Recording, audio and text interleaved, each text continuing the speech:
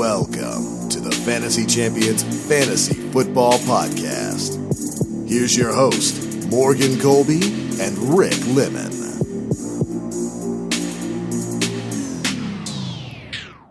Welcome to the Fantasy Champions Fantasy Football Podcast. It is Tuesday, March 19th. We are a week, well, when you listen to this and it's launched, we will be a week removed from the beginning of the new league year.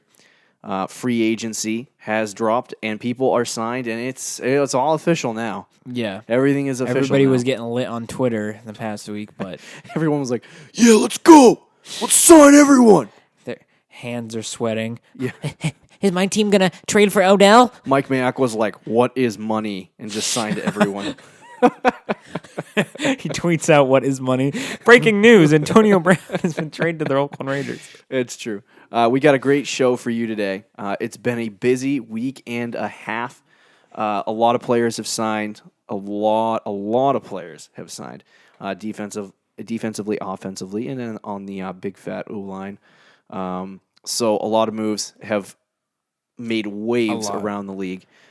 This episode of the Fantasy Champions Podcast, we will discuss free agency and all the fantasy effects of what happened. So it should be an exciting show. We are taking a break from the series All That Glitters to give you this news-breaking experience. We had to pop in a free agency show. We did record a whole hour worth of content. Entire podcast, actually. Entire podcast just about free agency, and it kind of just wasn't our night, I guess. Yeah, we took an L. Took a fat one. But make sure to to follow us on Twitter and Instagram, like us on Facebook, subscribe wherever you listen, leave a review, and share this podcast with your friends. Yeah, I mean, you should probably listen to it too, considering you're already here. I suggest you're already here. You might as well finish it. Clicked on it, yeah, or you touched it. Like, you should probably finish this stupid why episode. don't you just listen? So let's go over some news and notes from around the league this week. Tyreek Hill, it came out that he was, I guess, beating his children, similar to Adrian Peterson, in a not so frank way. And apparently his wife is also involved in this, or not wife, fiance is involved in this whole proceeding. Yeah. People are not sure. There's investigation, and one police report said that he hit his child and he broke his collarbone, and then the other police report said it was his wife or fiance. And so no one knows what really happened. The league is doing an investigation. Yep. And what's interesting about this whole thing is that Tyreek Hill already has a prior history with abuse, and it happened in college. And because of the look-back rule or policy in the NFL, they always look at what happened with that person in the past. So if they find out he ended up, hitting somebody in the past, they look at that and they account it for this particular season. And they say, all right, well, if he beat that person in the past and he's doing this now, he's going to be banned from the NFL for life because it's a second occurrence. Which would be absolutely insane. It would be absolutely insane. So he would not be suspended. He would be banned because of that. On the other end of the spectrum, it could just be his fiance hitting his child, which would mean that he plays game one. In that case, the Hill family should probably get some counseling. Yeah, probably. Figure yourselves out. I mean, it would be so devastating. It would be so devastating to Tyreek Hill. To the Kansas City Chiefs, if Tyreek Hill was to completely good game his entire career, get suspended. Yeah. And if he was banned from the NFL, the Chiefs would be toast. Especially Mahomes. Yeah, it would be R.I.P. Mahomes. R.I.P. Mahomes. It would be a big problem. I literally have said this to you before. I haven't been the biggest believer in Patrick Mahomes in the past. And obviously I'm a believer now. Yeah. But Patrick Mahomes, I believe, has relied on his talent and the weapons around him to be as big a success as he has been in the past. And so for me, losing Kareem Hunt and then losing Tyreek Hill would be a huge hit for Oh Patrick gosh, Mahomes. I mean, I've said this to you before, but if Mahomes, look at Aaron Rodgers. Devontae Adams is the only guy, and you could tell. He struggled last year. Yeah. Tom Brady in the past has had seasons where he had just Aaron Dobson and Kembrell Tompkins, and Right. people were like, "Oh, it's the end of Tom Brady." Well, no, he had two awful receivers as his 1 and 2 guys. Yeah. Obviously, weapons do help you as a quarterback, no matter how good you are. So Yeah. losing Tyreek Hill would be awful. I know everyone in Kansas City is going through the next few weeks sweating like crazy and Yeah, big shaking. time. They're like, hey, the dog meme that's like the dog is sitting in the fire. You do know what I'm talking about? The Yeah. fiery building, and it's like Yeah. everything is fine. That's Chiefs fans right now. Yeah, as everything Tyreek could be Hill gets fine. suspended for life. Yeah, or that. So Yeah, I think it would be a huge hit. I said this to you. absolutely. I said this to you before as well. For when they lost Kareem Hunt in week 12 or 13, it really affected Mahomes statistically because early in the season he was averaging like 3 to 4 touchdowns a Ridiculous, game, yeah. and after that it was like 2 and 250. So he kind of looked a little more pedestrian, if you want to say that. He was still a top 5, top 6 quarterback in fantasy, but he took a statistical hit just by not having Kareem Hunt. yeah. So now losing Tyreek Hill possibly on a suspension or I don't think they're going to ban him for life, but if they were to lose him permanently, it would be all on Mahomes, really. And the main target would be Travis Kelce. But when you only have one target, we've seen how well that works for Tom Brady. Yeah, you need help. So you need help around you. Tyreek Hill. It's unfortunate news that this keeps happening. I don't know if it's the Chiefs. It's not the Chiefs. It's not the Chiefs with the problem. It's an NFL thing. It's I an think. NFL thing. But the Chiefs have so many bad Dude, players. on their imagine team. the Chiefs' locker room beginning of last year Oh my god. with Kelsey's a tool bag. Tyreek Hill is obviously maybe not the best human in the world. Yeah. Kareem Hunt is Kareem Hunt. Yeah.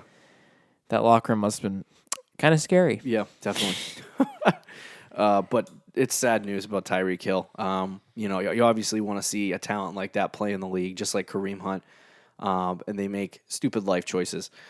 So, speaking of Kareem Hunt, he has been suspended 8 games for his violating the league policies and the video that was released by TMZ. So Kareem Hunt has to serve an 8-game suspension. What does this mean for the Cleveland Browns and Nicholas Chubb? I honestly don't mind it still. I thought the suspension was going to be a little bit more. I kind of thought it was going to be like 10 games, but 8 games isn't bad. Yeah. I really don't mind it because I think Chubb is going to be the guy even when Hunt comes back. Yeah. This just gives Chubb kind of an opportunity to show that he can, play in third down roles and passing roles, be able to catch the ball and not just run the ball. And when Hunt does come back, he obviously has 8 weeks to kind of get back into the offense. And I think that offense is going to be insanely good. Yeah. So from a fantasy perspective, I could still see Chubb being very successful even when Hunt comes back. Yeah. As far as it's interesting because Kareem Hunt, I'm not really sure how the Cleveland Browns are going to use him next year.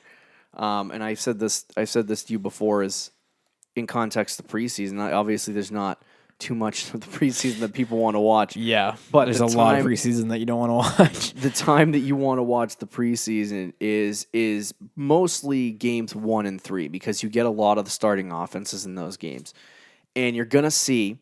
I don't care how the Chiefs. Not the Chiefs. I don't care how the Cleveland Browns play in those games in the preseason because it doesn't matter ultimately. Right. If they play really well, great. If they don't, it doesn't matter. I want to see how they use Nick Chubb and Kareem Hunt in a scheme. Are they using, Kareem Hunt through the air a ridiculous amount because Nick Chubb can't catch?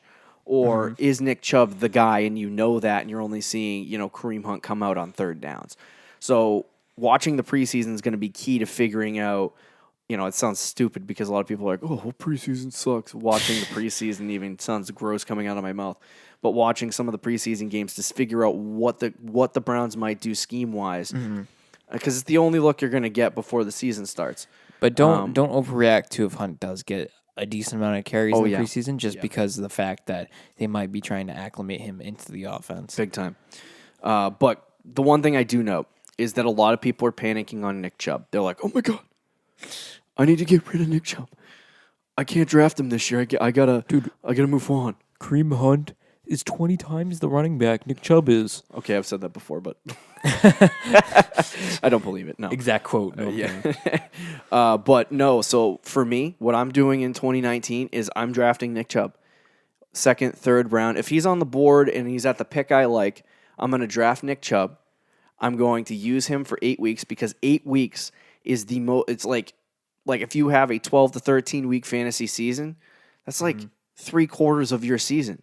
And you have to make the playoffs, right? So drafting Nick Chubb, having him be the number 1 guy for 8 weeks in the season, letting him be a beast, and then around week 6, dealing him if he's like really, really good, because he could also bust next year. That's a very real possibility. But if he ends up being a beast, then you sell him to some unsuspecting suitor and saying, hey, take this guy, he's being really good, and then get something for him in return.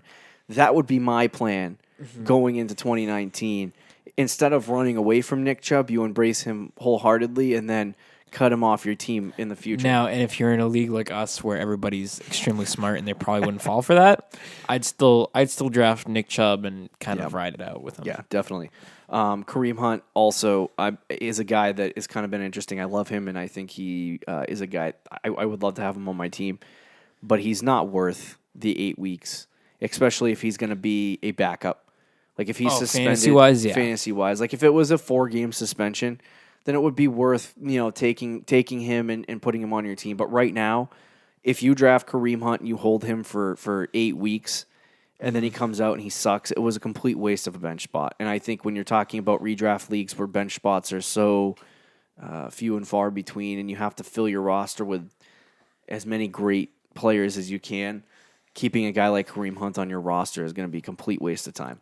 Yeah, honestly. So I'm not really into the Kareem Hunt deal. In other news, we had Ryan Fitzmagic signed with the Dolphins because they traded Ryan Tannehill to Tennessee Titans. Yeah. I was looking at my notes and I'm like, I didn't write it down. Yeah, I knew that in my head. Sorry. Yeah, he got traded to the Titans. He got traded to the Titans. So we'll talk about Fitzmagic first. Total upgrade from Ryan Tannehill. Let's just call that a fact. Ryan Fitzpatrick is Ryan Fitzmagic. He's going to lead the Dolphins to the playoffs. I'm just kidding. Dude, it's funny because, we've said this twice now because we had to redo this. Yeah. But, it would be so funny if they openly tanked. Yeah. Sign Ryan Fitzpatrick because they want to lose, and then they win 10 games, make the playoffs, and, they're like, now what do we do at quarterback? Sign Fitzmagic to a 5-year, $100 million deal. Yeah, that would be ridiculous. I think he's on a 2-year deal right now. Oh, is it? Is it a 2-year deal? Okay. Yeah. But yeah, it's obvious to me that the Dolphins are tanking. This does nothing for their team. I think scheme-wise, you might see, because Chad O'Shea is an expat, you might see a little bit more of a heavy passing team than anything else. Not that a lot of screens, though, too. Yeah, a lot of screens. Yeah. So Kenyon Drake might actually get an upgrade a little bit. Yeah. Just a little bump. But Fitzmagic, people don't go out and draft Ryan Fitzpatrick. People. The name's cool. The beard's people are going to be awesome. like, you told us to take a chance on a late-round quarterback. And so I took Ryan Fitzpatrick. And now I'm 0-6 in my league. We're going to get mid-season complaints about when drafting. We said take a quarterback late, guys. We didn't exactly mean Ryan Fitzmagic. Yeah. Don't go after Fitzpatrick. Not our fault. You suck at drafting quarterbacks late. Tannehill moves to the Tennessee Titans. A lot of people don't know that Ryan Tannehill will not be starting. He is the backup. Yep. It's going to be Marcus Mariota to start the season. Unless Tannehill steals the job. We've talked about this in the past. Ryan Tannehill is extremely talented. Or not extremely talented. I should step take a small step back there. A step back. But Tannehill he does have talent. He's a very talented quarterback. His one problem has been a problem that I see a little bit brooding in a guy named Jimmy Garoppolo, is that he gets injured quite a bit. Yeah. And he hasn't been able to stay on the field. When he was on the field, he was decent. I mean, the guy, he threw, I think it was 25 to 30 touchdowns and 4,000 yards. And he was good. But right now, he can't stay on the field. He can't stay healthy. And that was the biggest problem with the Dolphins. I'm surprised that, Adam Gase didn't make a phone call for his pet project coming back up, Sam Darnold. Ooh. That actually might have been something that they would have done. I don't know why they would have done that. Like last year? No, he's a Jets head coach now. Right, but I'm saying as the Dolphins, when he was with the Dolphins, that they at the time when they had Adam Gase, make a push for Sam Darnold. Is that what you were trying to say? Oh no, I was trying to say I'm surprised they didn't go after Ryan Tannehill as a backup for. As a backup. Yeah. Oh, okay, I got you. Sorry, but Tannehill, he's probably not going to start for Tennessee. The problem is I don't understand. Marcus Mariota's injury prone too. So I think Tannehill's too good to be backup. I think that's partly why the Jets didn't really go after him. I think, however, in a situation like the Titans or even the 49ers, that's kind of developing. Where you have a quarterback that's kind of fragile, Marcus Mariota. You do need a guy like Ryan Tannehill to come in because he's probably going to play 5 or 6 games. With Marcus Mariota as their quarterback, because the past few years they've had Blaine Gabbert step into that role. That has not worked well. No, not at all. In a win, they were in a win or go home scenario last year. Bless me. Oh, wow! Just sneeze right into the microphone, boss. Yeah, I'm sorry. Anyway, they had Blaine Gabbert. I think he played in that game against the Colts. I believe he did, right? I think he started. Now imagine you had Ryan Tannehill in that situation. It would have been way better. Huge difference. Huge difference. You just got to get. I think. I don't. When I first saw the news break that Ryan Tannehill was traded to Tennessee, I was kind of confused because I was like, I was too. No, why would they want Ryan Tannehill? I'm still kind of like, why? Yeah, why do they want Ryan Tannehill? It's partly why the Dolphins. I know why, because they want to literally lose next year. But so since the rise of the Philadelphia Eagles and Nick Foles leading them to the Super Bowl and winning, people have really valued in the past they valued the number 2 quarterback, but more recently in the spotlight, people want that number 2 guy. They want that guy who can step in if somebody gets hurt. And play in that role. And so I think a guy like Ryan Tannehill could fill that void if, Marcus Mariota does go down, which has been something that he's been prone to do in the past. So it could be a situation like that, or they're just not really in on Marcus Mariota and they want to see if there's something else there in Ryan Tannehill. Yeah, and they got him cheap too. Yeah, they got him real cheap. And then the biggest free agent to drop this entire offseason, the one we've been waiting for, tweeting about. This is the name. Blake Bortles signing with the Los Angeles Rams. He's going to start over Jared. No. He's going to back up Jared Goff. Wish the Pats signed him. Blake Bortles. I'm kidding. Yeah, wish the Pats signed him. Yeah. You talked about that for 3 straight weeks. I'm so glad he went to the Rams. Blake Bortles went from being in the AFC Championship game and considered like this high-end quarterback to backing up. I don't know if he was ever considered a high-end quarterback, because even when he got there, people were questioning him. Yeah, oh yeah. People were like, "What? This team is straight defense." Yeah. But he was a quarterback that, like you said, led his team to the AFC Championship game. And now he didn't lead them there. Well, the defense did. He started on a team that went to the AFC Championship game. Yeah. And now, just 2 years later, just after one full season, he's now the backup of the Rams. And, honestly, I don't think any team was going to offer him a starting job. No, probably not. That includes the Dolphins that are literally trying to lose. I thought he was going to go to the Giants. Which I guess is a compliment. The Dolphins were literally trying to lose. That's why the Dolphins didn't sign Blake Bortles. Yeah, because they thought they would win. Because they know they would win. What does that say for Fitzpatrick? Yeah. That's so unfortunate. I guess you could say the Dolphins don't believe in magic. Yeah, they don't believe in magic. You know who does? Jacksonville. And why is that? Because they signed Nick Foles. Oh, really? But we'll talk about that later. So let's move into the free agency segment of the show. We'll talk about all the free agency news, all the trade news, the effects of a player signing with a team or being traded to a team, and how that impacts your fantasy team in 2019. Far too many fantasy people overlook the implications of offseason moves when drafting for the next year. We're going to discuss the major moves over the past few weeks, and we won't discuss the defense or offensive line. No. So let's get to it. Le'Veon Bell, the biggest hat to drop in Fantasy. free agency. He moves from Pittsburgh to the New York Jets for 4 years, $52.5 million, $25 million guaranteed. Wasn't exactly what he wanted. No, I believe his exact tweet was, somebody said, come to the Jets, we'll give you $60 million over 4 years. And he said, that ain't enough to get me on the Jets. And then he signs with the Jets 4 years, $52 million, $25. He what's funny is he deleted the tweet right before he signed the contract. So yeah. Yeah, what a clown. He skipped an entire season of football. Because he was partying in Miami. Yeah, because he's partying in Miami. It is rumored that he's now ballooned, quote, ballooned to 260. That's a little disconcerting if you're a Jets fan. A little bit. It looks like he's been working out and getting into shape. He said he's going to be ready for OTAs. So I'm not going to judge anything until that happens. In terms of the fantasy implications for Le'Veon Bell going to the New York Jets, I think it's an interesting move because we've talked about how Le'Veon going to the Jets is a good move for him and for New York.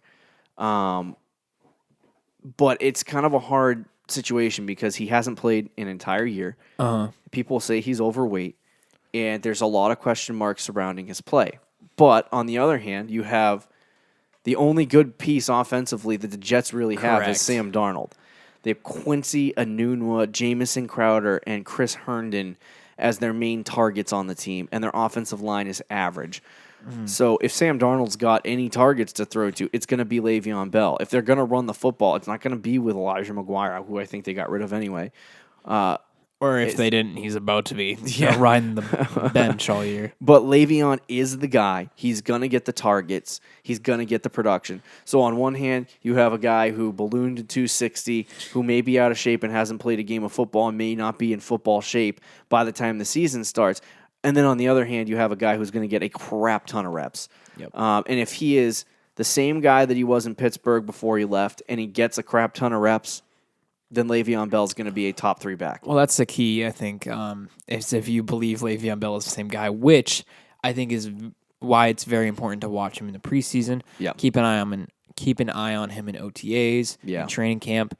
If your draft is a little early, though, I'd say take a risk because I think the best option for him was actually Baltimore, fantasy-wise. I think he would have exploded in Baltimore just because I think they run the ball so much. And their offensive line is good. I think the Colts would have probably been a little bit better, but the Jets is not a bad landing spot because, look, their offensive line isn't awful, and they have literally no weapons, which not only means they're going to run the ball a lot to him, he's going to get a lot of targets too. Yeah. Similar to Saquon Barkley, I think, was getting 10 targets a game with the Giants this past year. Yeah. He's going to be that kind of guy in the Jets offense. Yeah, he'll blow up. Even if the Jets struggle this year, I think he will produce some decent numbers fantasy-wise. Yeah. Because he is going to get the opportunity. Big time.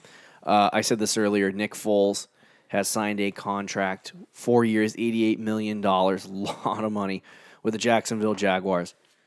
This is not the first time that this has happened. It's a lot of money, by the way. I don't even remember what happened before. Wasn't he on the Rams and then he signed with... I don't remember what team he was on, but he was on one team, blew up, then went and signed a big contract with another team, lost the job, went and signed with Philly. Actually, I think he was on the Eagles. He was originally on the Eagles, yeah. Originally on the Eagles, had a really good season, left, went to the Rams, fell apart, and then he went back to the Eagles as the backup. And now he's leaving the Eagles again, and he's going to Jacksonville. So we've seen this story before. The question is, how is it going to work out in Jacksonville?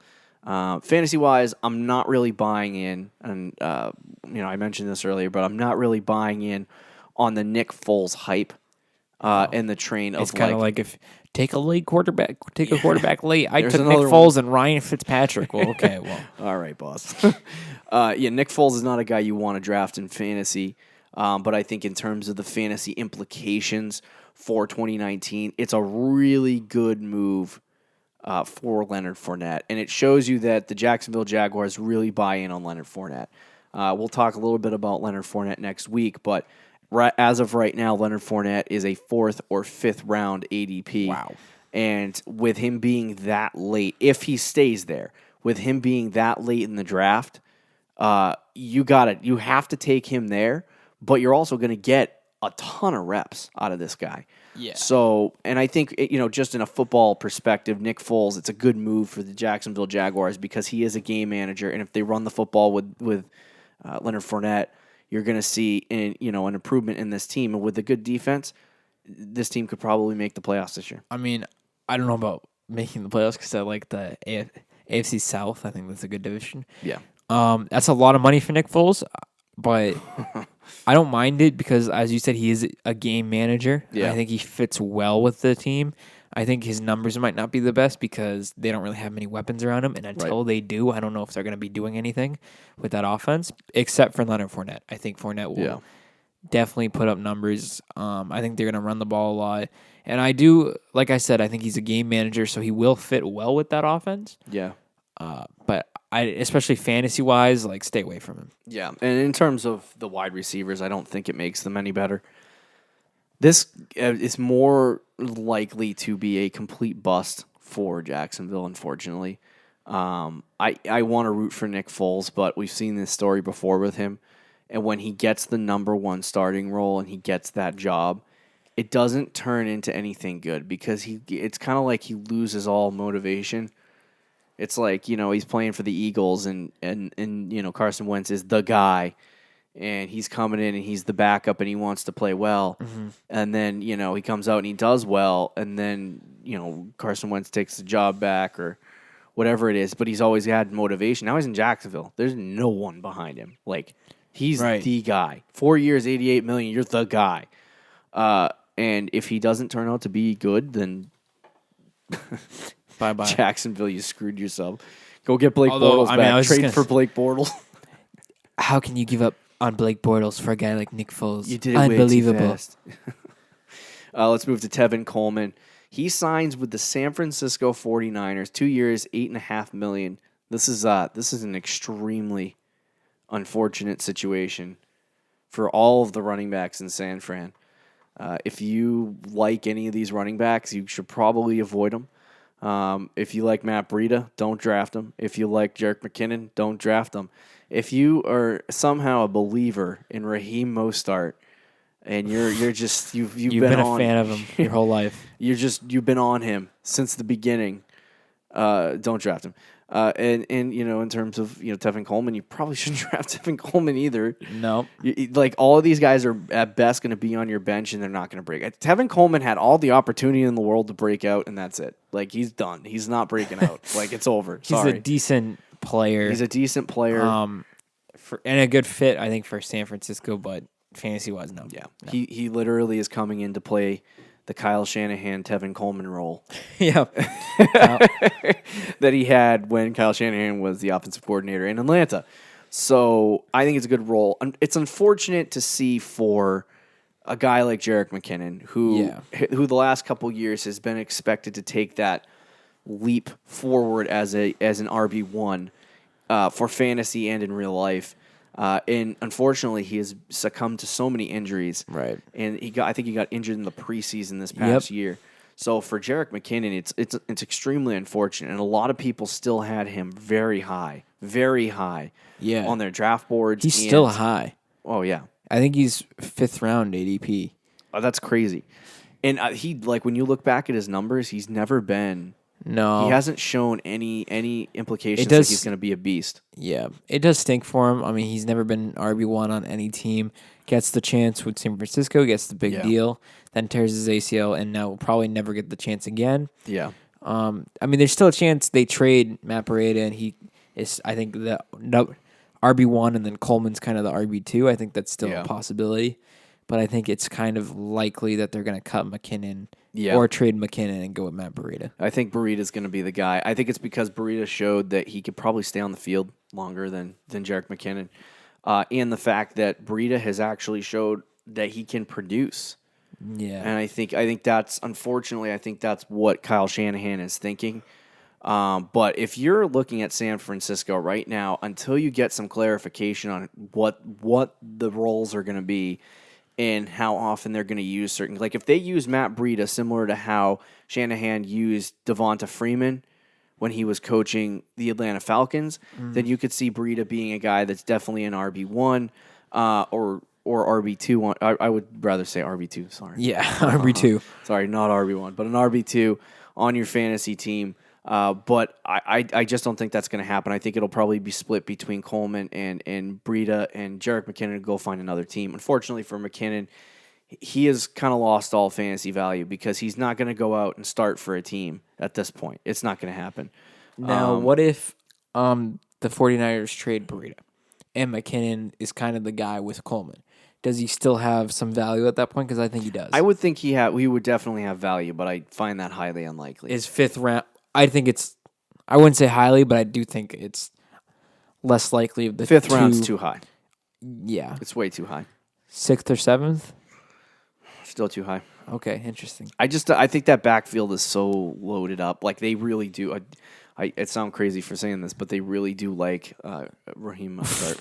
Yeah, that is crazy. Because they just re-signed him, I think 6th round, 7th round might be a little too high for McKinnon, but yeah, if he is the RB1 with San Francisco, yeah, we'll see how it plays out. But I don't think that's too out of the realm. And it's kind of been two guys that I've noticed jump up draft boards very, very high the last year or two has been Jerick McKinnon and Darius Geis. Darius Geis coming in as a rookie 2nd round pick last year. He was one of the favorite running backs in the class, and he tore his ACL in the preseason as well and didn't play a snap. And right now, Geis is going high. 4th round. And you have Jerick McKinnon going high. And these two guys haven't shown you anything to make you believe that, okay, this guy's going to be a beast. You know what I mean? It's like the same. It's shooting in the dark. With Darius Geis this year, it's the same as drafting Royce Freeman. Now, when I say that, I don't mean that Darius Geis is going to be a bust because I hope he isn't. I like Darius Geis, but a guy like him is just a young running back in the NFL right now, and he could turn into a Royce Freeman. Yeah. And so it's like just rookie running backs, unless they're as good or has as much opportunity as Saquon Barkley, you're not drafting them. Like even Saquon Barkley, he was, he had all the talent in the world. He's a really good running back, but he was taken a little bit further back in the 1st round, 6th or 7th pick. Yeah. And now he's arguably the 1st overall running back in fantasy redraft leagues next year. And it's like you have that situation because people don't, it's a good thing not to trust rookie running backs, but rookie running backs, you just don't know what you're getting. This past year is a hard example, though, because there were a lot of rookie running backs that succeeded. However, there were some that didn't succeed. There was a lot of rookie running backs that win the draft, but like people are going to say like, oh, Sonny Michel, Saquon Barkley, Nick Chubb, like there were guys that succeeded, but people were high on Ronald Barber, I think his name is, right? The the Tampa Bay Buccaneers rookie. Ronald Jones, sorry. People were high on him. People were high on Rashard Penny. They were taking him in like the 5th round. Yep. He obviously was nowhere near to be found. And people were also high on Royce Freeman. Rolls Royce. And he didn't we still like him in the real NFL, but fantasy wise last year he's just a complete and now he could take over. Yeah. Like I don't know if that'll happen because he was that 2nd round pick, and I don't know how much they buy into Phillip Lindsay yet. We'll see that in the preseason. But regardless, if you're drafting, I am not going after Jerick McKinnon. I'm not going after Darius Geis in drafts because I have them. I'm going to have them ranked in my top 25 in running backs. Well, figuring where Jerick McKinnon goes and whatever that situation is, but Darius Geis is going to be in my top 25 running backs. But the question is why? You know what I mean? Like, what is the reason to have them so high? I mark them as buyer beware because I don't believe rookie running backs or young running backs can produce at an extreme level, especially coming off big injuries like that. So it's unfortunate to see what's happening in San Francisco right now. Tevin Coleman really is the epitome of all things not good for San Francisco. I would avoid the entire backfield, even those Matt Breida truthers. trying to draft Just Matt kind of Breida. me, but yeah. Golden Tate, he left Philly after he was on the Detroit Lions start last year, traded to the Philadelphia Eagles, didn't work out. Now he signs with the New York Giants after they trade Odell Beckham. He signs a 4-year, $37.5 million deal. Yikes. What is with Dave Gettleman and signing ridiculous contracts for wide receivers? I don't know what the Giants are doing. This move is literally just like money. Like, oh look, we spent money on a player. Yeah. And just so that their cap doesn't look terrible. You know my feelings on Eli at this point. I really don't think Eli's that good anymore. So I mean, fantasy wise, I know Golden Tate might be the WR1 right now for the Giants. I'm still staying far away from him because I don't think he's going to produce that well. I mean, in the past, last year he didn't have a terrible year on his two teams. He's a good wide receiver, but he's a little bit on the older side. And by a little bit, I mean a lot of bit. So Golden Tate is old. He only showed that he can produce for 3 seasons. And being the number 1 wide receiver, he's going to get the targets. He's going to get Odell Beckham targets. That's what, like, you brought him in, that's what he's going to do. You pay him 4 years. I don't know if he's going. I think Sterling Shepard's going to get a little bit more, and I think Evan Ingram's going to get a little bit more as well. Yeah. I think Golden Tate will still probably have the most targets, but I don't know about Odell targets. I just think when you're paying a guy 4 years, $37.5 million, you're going to instruct the coaching staff to probably throw it to Golden Tate. That's kind of my thing. If you're going to pay a guy that much, you're probably going to use him. I don't think that the Giants believe that they suck yet. Which is unbelievable. They actually improved defensively this offseason, and their offensive line has shown improvement. So I think that they still think they can win with Eli, which is, it's a possibility. Okay. Every year, people count Eli Manning out. It's funny. I actually don't think he's the worst quarterback in the division, though, because the Redskins currently do not have... Colt McCoy, right. Oh, God. So I will say that is the one thing positive I'll say about Eli Manning. Yeah. In terms of Golden Tate, I'm probably not going to draft him. I like drafting guys who are a little bit younger and healthier, and Golden Tate's not a guy, especially last year. You had a young quarterback, Carson Wentz, who could get you the ball, and it just wasn't working. It felt like they were forcing the ball to Golden Tate, and Golden Tate wasn't converting. So, to me, you're going to get a lot of forcing the ball to Golden Tate this year, and if it doesn't work out, it's really not going to work out. So, I'm not, like, if you're looking for a wide receiver, there are guys, especially where Golden Tate's getting drafted, there are guys that you can draft. I would rather draft a young sleeper at a spot like that. DK Metcalf? Stop. Then draft Golden Tate. So there's, that's an obscene contract. Giants needed to get a wide receiver, I guess. The next guy, DeSean Jackson, traded to the Eagles for a 2019 6th-round pick. The Eagles also receive a 7th-rounder in 2020. Your boy. Yeah, my boy. Carson Wentz. I just discussed Carson Wentz a second ago. My boy gets DeSean Jackson. And he also has, Zach Ertz and Alshon Jeffrey. And so now he's got a lot of targets. I felt at the end of the season last year, I kind of felt out of love with Carson. I love you, Carson Wentz. I've always loved you. But I kind of collapsed on Carson Wentz last year because he had Golden Tate. He had some of these really good wide receivers, but he wasn't converting on them. You know what I mean? Mm-hmm. And I think his numbers didn't reflect the talent that he had on the team, and it was kind of making me nervous. But now with the addition of DeSean Jackson, I think he's going to be the wide receiver 1. I don't know about that. The second wide receiver is going to be Alshon Jeffrey, and the third guy is probably going to be Nelson Aguilar. And so you have those 3 guys, very talented, with Zach Ertz. I think that he's got all of the guys around him except for a running back, which they'll probably figure out.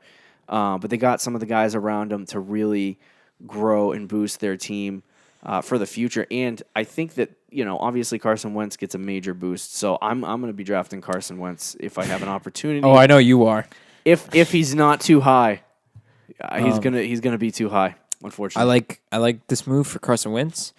I kind of disagree with you, though. I don't think DeSean Jackson's going to be the number 1 receiver in Philly. I think he's probably going to be the number 2 or 3. I think not 3. I think there's a chance. Honestly, I think there's a chance he could be the number. Carson Wentz loves himself some Aguilar. And honestly, but he's going to be the third option though, because I think Zach Ertz will be the first. Yeah.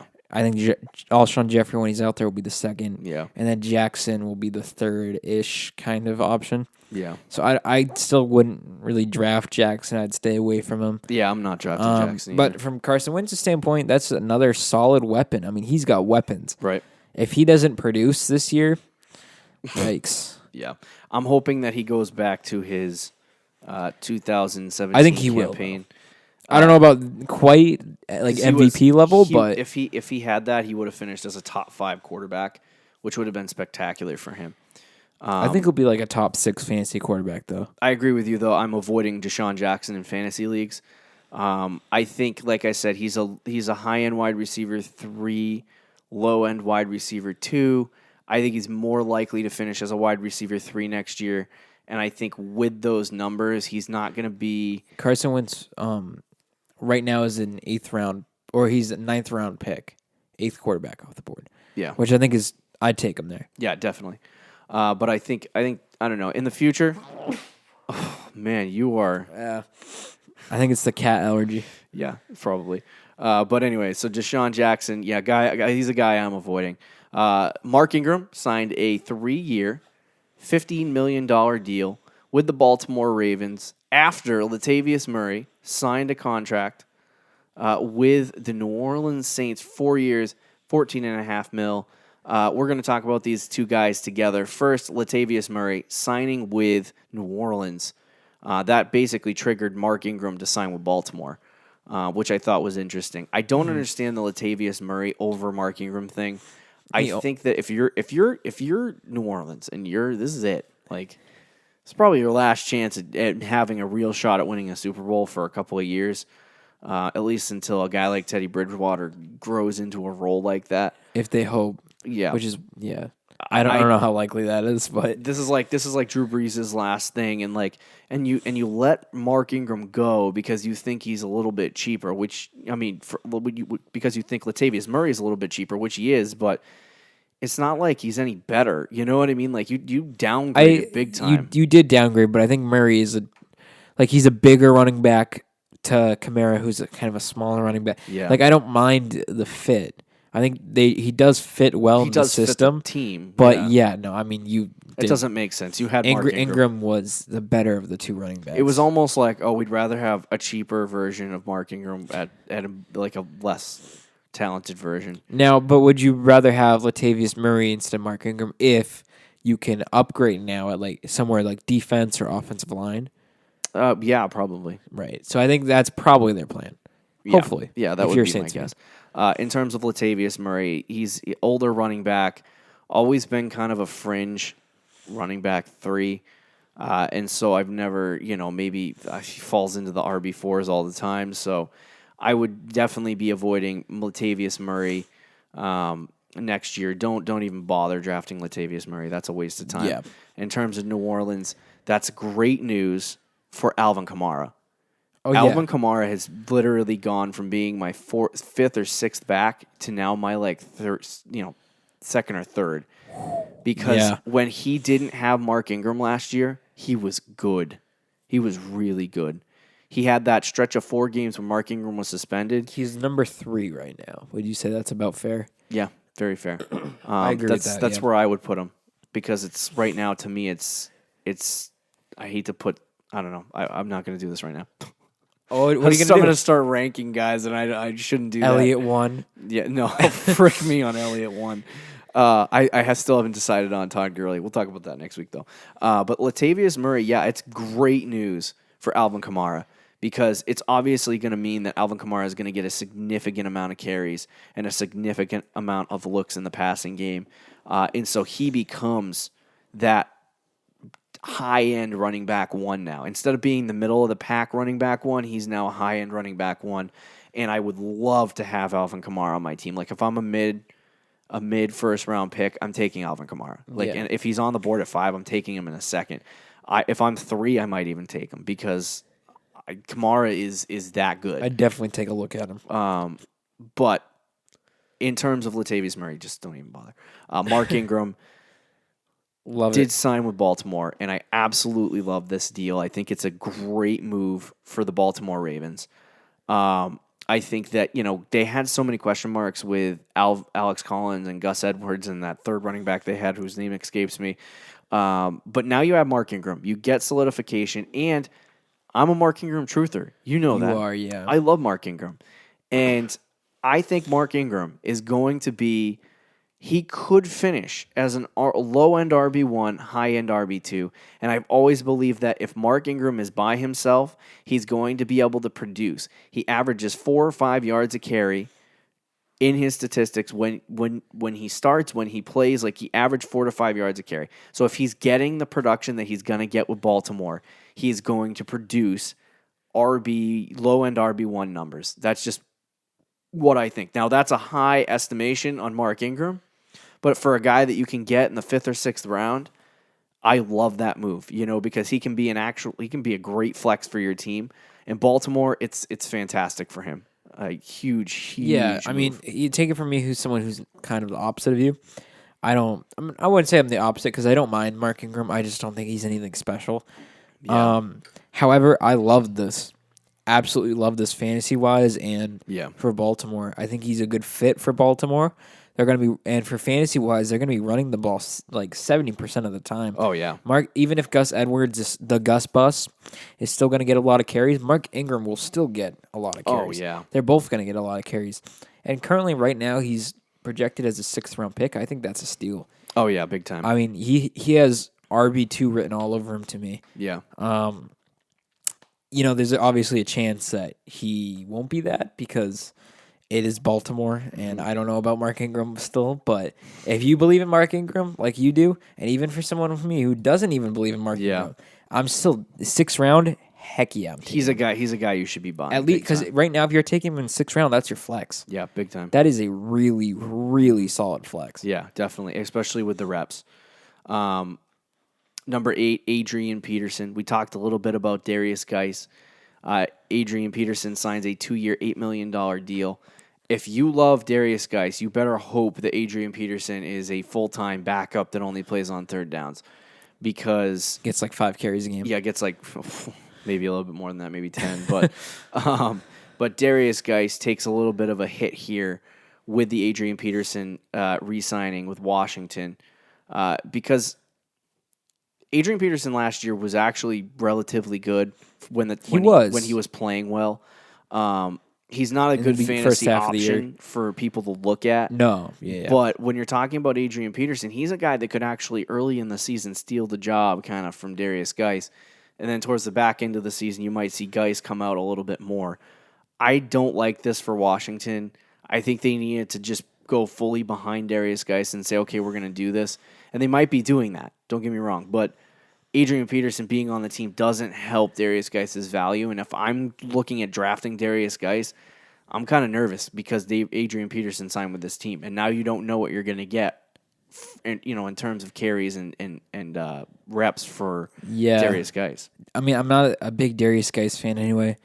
And this doesn't really help either because I do think if you're paying Adrian Peterson $4 million a year, I mean, that's obviously not a lot, but considering what he did last year for the team, he's still going to get a decent amount of carries. Right. What I do like about the Redskins and Darius Geis, though, is similar to the Ravens. They are going to run the ball a lot. Yeah. So even if Peterson gets a decent amount of carries, Darius Geis, I think, will still get a solid amount of carries. Yeah. I'm just not completely sold on him as a player. Oh, yeah. I think a lot of people are overreacting about a 2nd-round pick.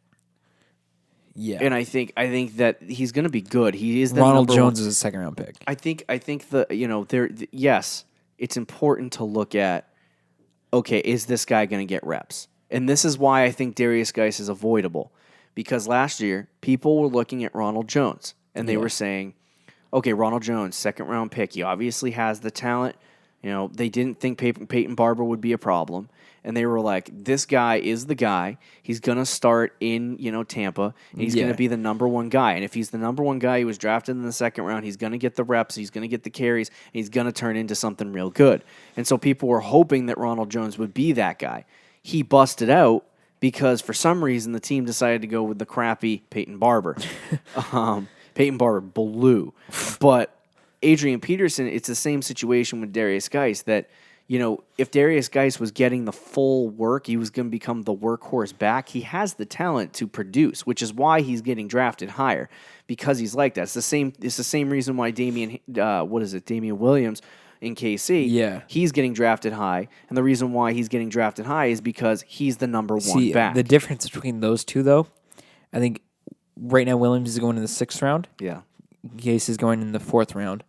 But Williams is playing in a Kansas City offense. Yeah. Geis is playing in a Washington Redskins offense. Right. I think that's a big difference between the two. Like, Williams is going to get probably like a solid amount of receptions. As of right now, I think it's going to change. They'll probably draft a running back, but if they run with Williams, like, that's going to be, I think he'll be solid. But like Geis, on the other hand, is he going to get many receptions? And if he does, probably not going to be for a lot of yards. Yeah. You know what I mean? Big time. Like, he'll probably have a solid amount. Like, standard leagues, I think he'll probably be fine. Yeah. But like PPR and half PPR, I'm not sold yet. Yeah, definitely. So Mike Davis signed. He moves from Seattle to Chicago, 2 years, $6 million. Mike Davis signing with the Chicago Bears spells bad things for Jordan Howard. That's one. And two, it opens up opportunities for Rashad Penny and Chris Carson, which is great for Seattle. It makes me want to draft Seattle running backs a little more than I did before, which was basically none. So now I'm like, okay, I might do that. For Chicago, they're going to be cutting or trading Jordan Howard. That's inevitable. And where he might end up, I would have a good spot for him in my mind would be Philadelphia. But I just don't see him as unless he goes to Philly, I don't see Jordan Howard being a number one back anymore. If he stayed with Chicago, I was gonna be drafting him probably in the 7th or 8th round as like this guy may be turning into what he did 2 years ago, but it's unlikely that happens. In terms of Rashad Penny and Chris Carson, great news. We just have to figure out which guy they want to use. If they continue with Chris Carson next season because he was really good, then Chris Carson's the guy. But Rashad Penny was also drafted extremely high for the Seattle offense to move forward with him. It would make sense, but it would also be like there's just so many question marks surrounding Seattle's running back situation that you kind of have to figure out what it is. But you got to figure out less now because Mike Davis is not there. So that's good news. True. And I think for the Bears standpoint, I actually don't mind this because I think Tyreek Cohen. Yeah. Tyreek Cohen, sorry. He's a baller, in my opinion, human joystick. But it's like with Jordan Howard there, I think there is a better chance of them splitting. Yeah. Or if not, Jordan Howard maybe even getting more carries. Mike Davis, I don't think you're going to have to worry about that. I think Mike Davis will get a solid amount of carries, but he's not going to overpower Tyreek Cohen. Yeah. So I don't mind this for the Bears, and I don't think Jordan Howard's going to be a Bear for much longer either. Yeah, so. Definitely. I don't think Tyreek Cohen can be a workhorse. No, I don't think he can either, but if he's getting 15 to 20-ish and Mike Davis is getting 10 carries, I think that'll be fine. And then Cohen will also obviously be a big player in the receiving game as well. Right. So I think it's good things for Seattle. Jordan Howard also gone, but we'll see what happens in the Chicago backfield in the future. They might be grabbing some new guys. Devin Funchess signed with the Indianapolis Colts. This is actually good news for Andrew Luck and for the Colts offense. They finally get somebody who can actually catch the freaking ball. Yeah. That's step number one. And two, it opens up some opportunities for, I think, T.Y. Hilton to grow as a wide receiver. I don't know if I want to go out and try to grab Devin Funchess and put him on my fantasy team and hope that he turns into something because he's just not going to. But I think inside the Indianapolis Colts offense, I think he'll work really well. It'll open up opportunities for Andrew Luck and probably improve his game. And if you're into drafting quarterbacks early, you could probably go out and draft Andrew Luck. But in terms of T.Y. Hilton, I think it's going to really improve T.Y.'s game because it's going to take – he's been the only guy in Indy. He's been and he's been hurt guy. for half of the time. And he's been hurt half the time. So if he can stay healthy for a full season, and he's got Devin Funchess, I think they're going to start Devin Funchess and their two tight ends are going to start pulling some guys away, and I think it'll open up Ty a little bit in the passing game. So it's really good news for Ty Hill. I really like the move. Devin Funchess, I think, is a much better receiver than what they had. Yeah. And as a number 2 guy, I mean, it's solid. They still don't have like a star really on that offense, but I don't know if they necessarily need one. This, though, it is a very good move, and it helps their depth as well. Yeah. And it's something that Luck really needed. It's just a solid, stable receiver in that offense. Yeah, big time. I do like the Funchess move. I just want to get to some other moves quickly before we close out the show. Just give your quick thought on them. All right, you want to bang him out real quick? Yeah, John Brown, Cole Beasley signing with the Buffalo Bills. Good depth helps Josh Allen. Nothing crazy, though. Yeah, nothing nothing big. That's as good as you could do. But not bad, honestly. Not bad. I think it's a good move for them. Obviously, all the people who love Zay Jones and Robert Foster, they're not going to get those big guys that they wanted. Kind of similar to the Colts offense where they don't have like a guy. Yeah. But now, I mean, they probably have more depth receiver-wise than the Colts do. That's great news for Josh Allen, though. Josh Allen's definitely he's moving up on my sleeper board just with those two additions. It's not huge additions. They paid way too much money for him, but it's guys that will really help their offense. It's the same situation in New York. They add Jamison Crowder. The Jets, good slot receiver. Yeah, good slot receiver. You're getting a good return, and Sam Darnold's going to get.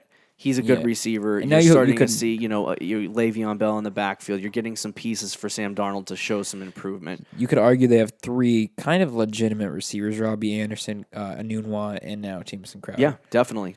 As far as Anunwa lovers, he's worthless now. I wouldn't say worthless, but I don't really trust any Jets receivers. So. Yeah, that's true. Adam Humphries is one of the biggest wide receivers left to talk about. He signed I don't even know what he signed, but he went to Tennessee. I think it was 4 years, $29 million. Yeah, something like that. That is a completely worthless deal, and it's a completely worthless player. If you are drafting Adam Humphries early, you are wasting your time. Fantasy-wise, it is completely worthless. I don't mind it for the Titans. Yeah. They might have overpaid a little bit, but he's a solid depth receiver. Fantasy-wise, no way. Stay away from Adam He's Humphries. going in like the 10th round right now. Dirk Cutter and Jameis Winston threw the ball a crap ton to Adam Humphries last year, and just in general. And it showed a lot in his fantasy numbers, and a lot of people were looking at him and want him to be really good this year, and it shows in his ADP. But the problem is that he's going from an offense that passed the ball a lot to an offense that's going to run the ball a lot, and it's not going to translate for Humphries. I mean, look at Corey Davis. He's been trying to break out for years. Corey Davis is a great receiver. He's a great receiver, but hasn't broken out. So Humphries is going to be a problem there. Tyrelle Williams signed with the Oakland Raiders. Good. I really like this move. Good I don't wide know receiver too. I think you said earlier the money was a little crazy. Yeah. Yeah, so that's whatever, but the Raiders just don't care about money anymore. So, I mean... They're like, freak me. I mean, their offense is starting to come together. Honestly, definitely. It looks decent. Definitely. He's a complimentary piece for Antonio Brown. I don't mind it. Yeah, and Donta Moncrief signs with the Pittsburgh Steelers. He's going to probably be the third Antonio Brown's replacement. Yeah, Antonio Brown's replacement. James Washington was their second-round pick last year or 2 years ago. So Moncrief's probably going to fill the third role, but it's a question of which guy is going to take off as the number 2 receiver. So my guess is it probably will be James Washington next to Juju. And James Washington can actually put up Juju numbers. So keep an eye on that situation. We'll definitely be talking about that in the future. And then as far as tight ends, I thought C.J. Uzomah re-signing with the Bengals would really key in Tyler Eifert not returning. But Tyler Eifert does return, signs a contract 1 year with the Bengals. So they cancel each other out.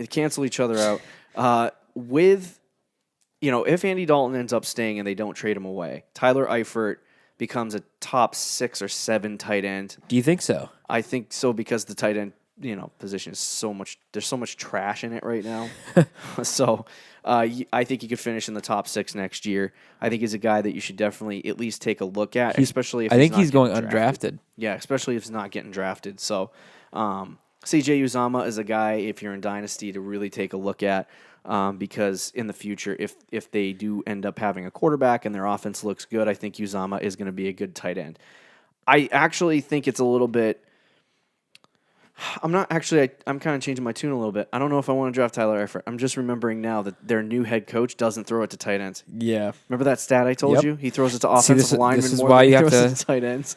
Even though it could be boring sometimes, you do have to keep track of new head coaches. I think Tyler Eifert is going to be an interesting guy to take a look at because he's always been good, but he's not going to be that guy. I would say I wouldn't really go out of my way to get him, but right now he's currently going undrafted, so I definitely would take a look at him on the waiver wire. Yeah, definitely, especially if he's going to turn into a good player. So that concludes our free agency breakdown for the 2019 offseason so far. There's still guys for the hat to drop on some guys. Jay Ajayi met with the Colts.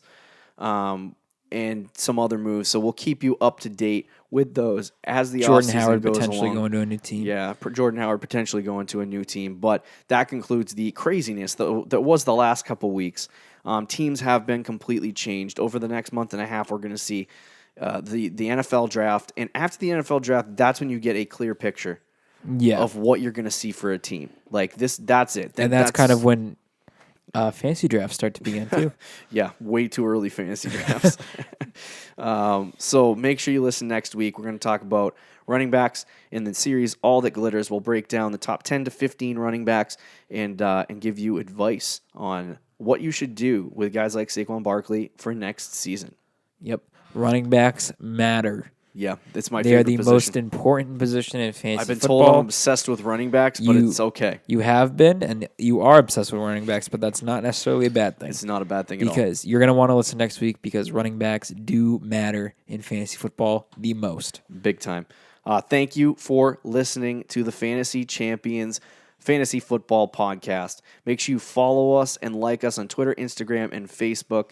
Subscribe and scroll down and leave a review on our podcast. And see you next week, Fantasy Champions. Peace out. Thank you for listening to the Fantasy Champions Podcast. Make sure you subscribe on iTunes and YouTube and follow us on Twitter @TheFFChamps.